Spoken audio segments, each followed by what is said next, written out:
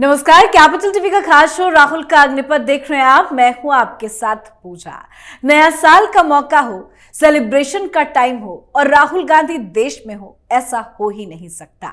इस बार भी राहुल गांधी नया साल मनाने के लिए देश से गायब हुए और उनकी चोरी पकड़ी गई।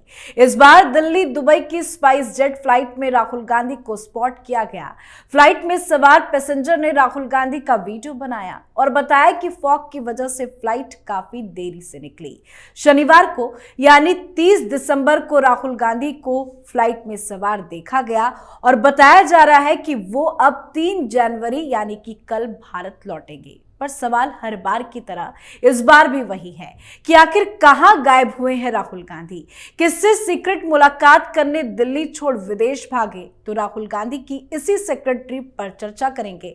मेरे साथ स्टूडियो में मौजूद हैं कैपिटल टीवी के एग्जीक्यूटिव एडिटर राजीव जी। सर, आपका बहुत बहुत स्वागत है। धन्यवाद। राहुल गांधी एक बार फिर से स्पॉट किए गए हैं। ये सीक्रेट ट्रिप इस बार कहां का है? देखिए, दुबई जाना ये सामान्य बात है, लेकिन अगर कोई बड़ा नेता राहुल गांधी की तरह, अपनी पार्टी के लिए तो बड़ा नेता है, इंडी अलायंस के लिए उन्हें बड़ा नेता माना जा रहा है, और वो व्यक्ति एक बड़ी साजिश करते हुए बाहर निकलता है, यानी कि बाहर जाने से पहले, विदेश जाने से पहले एक प्लानिंग करता है हिंदुस्तान के अंदर कि ये किसी को पता न लगे कि हम विदेश दौरे पर गए हुए। ये जानकारी बाद में आई। अगर ये जानकारी नहीं आती तो राहुल गांधी दुबई से वापस आते, किसी को पता नहीं चलता। जैसे पिछली बार उज्बेकिस्तान गए थे राहुल गांधी, और उज्बेकिस्तान वहां पर अमेरिकी एजेंट से मुलाकात हुई, किसी को पता नहीं रहा।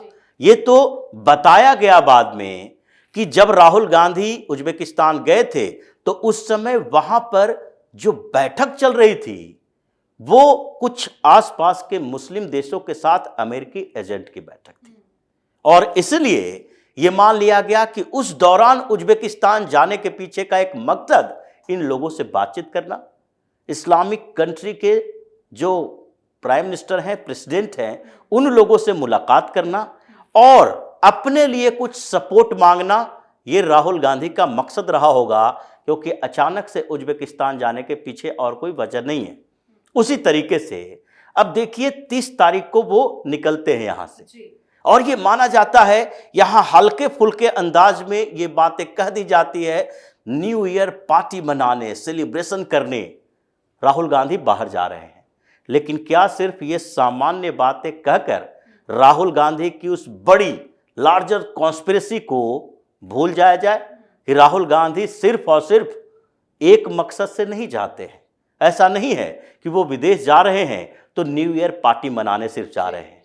इसके पीछे एक बड़ा मकसद होता है, और जो हिंदुस्तान के अंदर की बात कर रहे हैं कि यहां पर वो गायब होने से पहले क्या क्या किए, इस पर भी तो ध्यान देना पड़ेगा।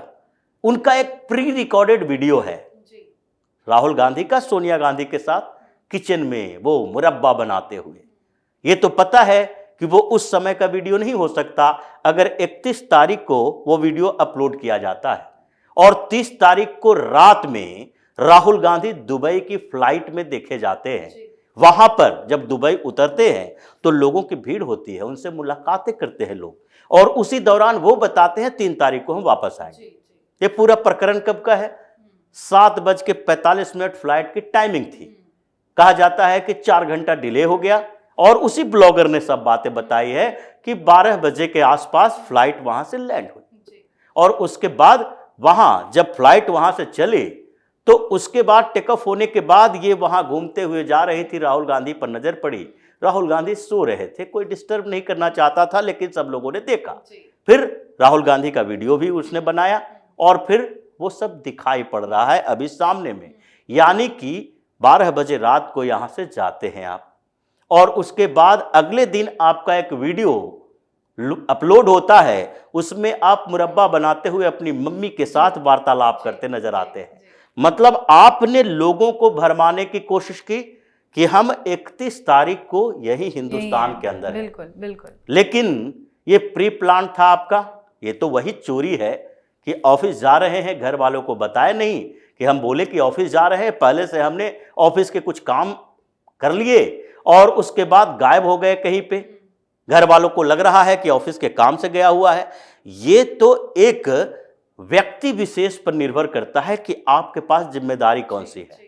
आपको इंडी अलायंस की तरफ से आपके नेता प्राइम मिनिस्टर का कैंडिडेट घोषित करने की मांग कर रहे हैं।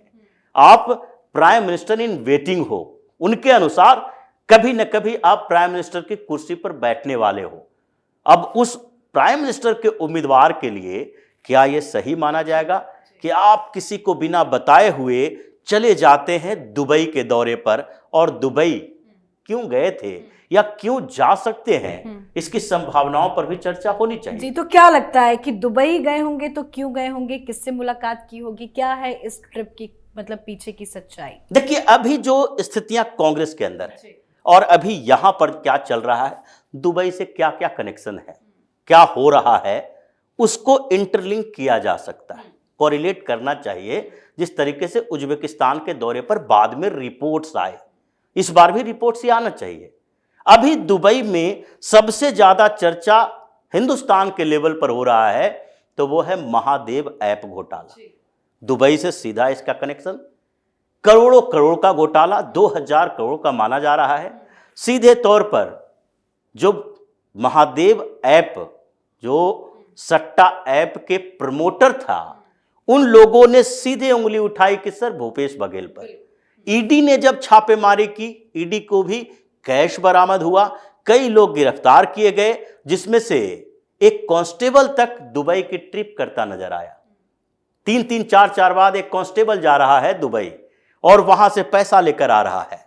जिन लोगों को गिरफ्तार किया गया है वो सब बता रहे हैं कि दुबई से इसका क्या कनेक्शन है, और ईडी की टीम क्या बता रही है, ये बता रही है कि भूपेश बघेल ये पैसा कांग्रेस के बड़े नेताओं को पहुंचा रहे थे। ये किसी एक घोटाले की बात नहीं है। इस घोटाले में भी कहा गया है कि भूपेश बघेल ये सारा पैसा जो है ये छत्तीसगढ़ में नहीं रखे थे, दिल्ली के किसी बड़े नेता को पहुंचा रहे थे। अब भूपेश बघेल की जहां तक बात है, वो चीफ मिनिस्टर और छत्तीसगढ़ के चीफ मिनिस्टर बनाए गए थे, उसमें भूमिका किसकी होगी? क्योंकि कांग्रेस में किसी को अगर चीफ मिनिस्टर बनाया जाएगा तो वो राहुल गांधी, सोनिया गांधी तय करेंगी। प्रियंका वाड्रा के भी इतनी औकात नहीं है कि वो इतनी बड़ी लॉबिंग कर सके कि किसी को वो सीएम बना सके किसी स्टेट का कांग्रेस के। लेकिन राहुल गांधी और सोनिया गांधी की भूमिका इसमें है, और इसीलिए भूपेश बघेल को डॉक्टर रमन सिंह ने भी कहा था कि ये सोनिया गांधी का एटीएम है। राहुल गांधी का एटीएम कहना भूल गए, सोनिया गांधी का कहा। लेकिन जब ये सीएम बन रहे थे तो उस समय सबसे ज्यादा एक्टिव राहुल गांधी थे इनके लिए बैटिंग करने के लिए। टीएस सिंहदेव को इग्नोर कर दिया।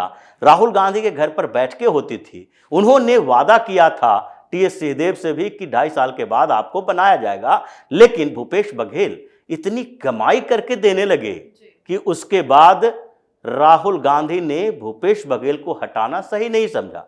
चुनाव हार गए। अब भूपेश बघेल भी सड़क पर और राहुल गांधी भी सड़क पर। अब वहां पर फिर से इन्वेस्टिगेशन हो रहा है। दुबई में गिरफ्तार किए गए उसके प्रमोटर, और उसके बाद इस बीच राहुल गांधी दुबई जाते हैं अपने कनेक्शन तलाशने के लिए। तो पहला एक आधार है कि कहीं न कहीं महादेव ऐप घोटाले में कांग्रेस के नेताओं का हाथ है, और राहुल गांधी ऐसे समय में जाते हैं जब ईडी का इन्वेस्टिगेशन चरम पर है। इस मामले में धड़ाधड़ गिरफ्तारियां होने वाली है।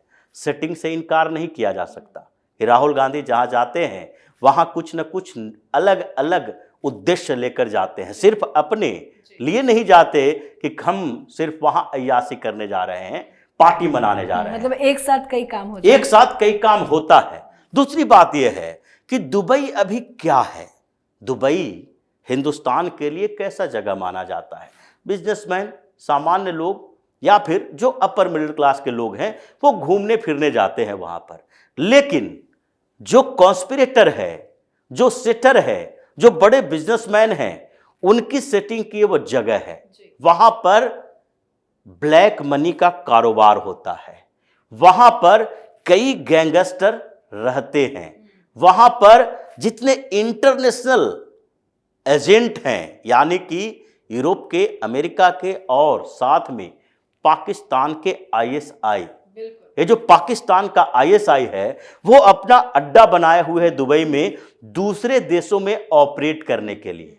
अभी राहुल गांधी की स्थिति क्या है? 2024 में लोकसभा का चुनाव होने वाला है। इनको अलग अलग स्टेट में मुसलमानों का भी सपोर्ट चाहिए। उसके लिए जरूरी है कि इस्लामिक कंट्रीज साथ में पाकिस्तान कोई न कोई एक तरीका निकाले जिससे कि यहां के मुसलमानों को लगे कि क्षेत्रीय पार्टी नहीं बल्कि कांग्रेस का समर्थन उन्हें करना चाहिए। यह सीधे तौर पर नहीं होगा, उसके लिए कई बड़ी कॉन्स्पिरेसी करनी पड़ेगी। और दूसरी बात यह है कि मुसलमानों के साथ साथ एक और बड़ा मामला है जो कि इन लोगों ने किया है और इसके लिए इग्नोर नहीं किया जा सकता कि जब जब हिंदुस्तान के अंदर आतंकी हमले हुए उस समय कांग्रेस ने यह सवाल उन देशों से नहीं किया जो आतंकवादी यहां भेजते हैं। कभी भी पुलवामा के लिए पाकिस्तान से सवाल नहीं किया, एकजुटता नहीं दिखाई, बल्कि सवाल किससे किया? प्रधानमंत्री नरेंद्र मोदी से, केंद्र की सरकार से। मतलब अगर 2024 से पहले हिंदुस्तान के अंदर जो 9 सालों से लगभग बिल्कुल अटका पड़ा हुआ है, कश्मीर में भी लगभग शांति है, छिटपुट घटनाएं कोई बात नहीं कर सकते, छिटपुट घटनाएं तो होती रहेगी क्योंकि पाकिस्तान कभी वहां शांति रहने नहीं देगा जब तक पाकिस्तान के खिलाफ एक बड़ा हमला नहीं किया जाता, बड़ी कार्रवाई नहीं की जाती है। लेकिन यह तो है कि छिटपुट घटनाओं को बढ़ाया जा सकता है। अब ये कैसे मानकर चलें कि राहुल गांधी के इस दुबई ट्रिप में आईएसआई के किसी लोग से इनकी मुलाकात नहीं होगी? क्योंकि यूरोप ट्रिप पर तो हुई थी, आईएसआई के एसेट के साथ, इकबाल के साथ इनकी मुलाकात के वीडियो सामने थे, फोटो सामने थे और इसमें पता चला था कि यूरोप ट्रिप पर इन लोगों ने आईएसआई के एसेट के साथ जो डबल एजेंट का काम करता है उसके साथ इन्होंने मुलाकात की, प्रोग्राम किया और उसमें खालिस्तान समर्थक कुछ आतंकी भी शामिल थे। अब अगर ये कॉन्स्पिरेसी दुबई में चल रही हो, वहां पर राहुल गांधी चाहते हो कि एक बार फिर विस्फोटक स्थिति हो हिंदुस्तान के अंदर, उन्हीं लोगों के द्वारा कहीं न कहीं से हंगामा होगा, कुछ विस्फोट हो, बम गिरे, धमाके हो, बदनामी किसकी होगी?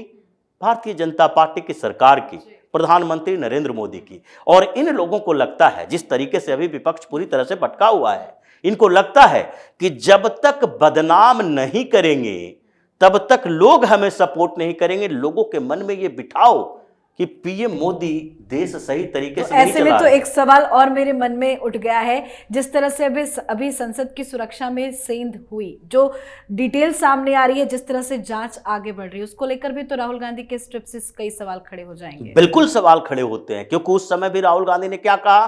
बेरोजगारी के कारण यहां लोग अराजक हो गए हैं, संसद पर हमला करने के लिए तैयार है तो देश के अलग अलग जगहों पर हमला कर सकते हैं।